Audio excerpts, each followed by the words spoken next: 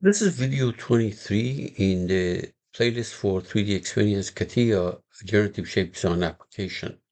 It's fairly straightforward, and I'm going to show you how to create a line which is perpendicular to a surface or normal to a surface. Of course, being normal to a surface, it means that it's normal to the tangent plane associated with that surface, which is automatically generated, but we don't see it unless we ask for it. Generative shape design, if you select the wireframe tab, you're going to get the icon for a line. And if that is clicked on, you get a relatively simple dialog box to complete. And there's a pull down menu here, and you want to select the one which says normal to surface.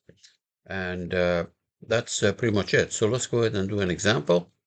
I'm going to start with generative shape design. My surface is going to be fairly simple. It can be extremely complicated, but in my case, I'm just going to do extrude the surface. So let me draw a surface here. Okay, actually a curve there, and I'm going to extrude that. Okay, so let's make this thing maybe 200. There is my surface. Let's create a point on that surface, and that's easy. So point, and the method of making it is point on a surface. You select the surface and you move it until you're happy with the location that you, for example, that location. So I have a point here on that surface. And now we're going to go to line. And the method of making a line is normal to a surface. Fairly straightforward. It says pick the surface. There's a surface. Pick the point. Here's the point. And there is a length here. It's already created. Actually, you can see that. You can see that. You can flip the direction to go in the other direction. And this is the value of the length of that essentially line. You also have the option of defining the offset of the first point like that.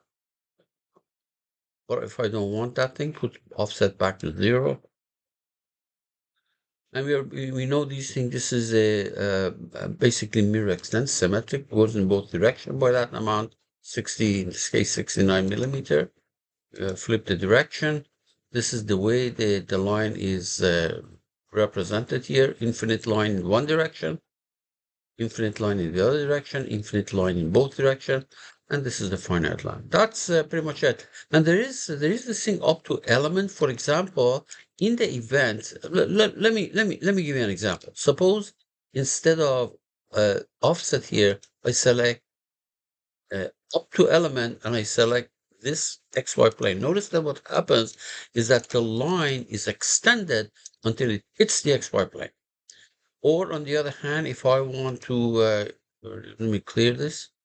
If I want to get it up to that plane, it goes all the way to that plane and stops. So that's what this up to element means.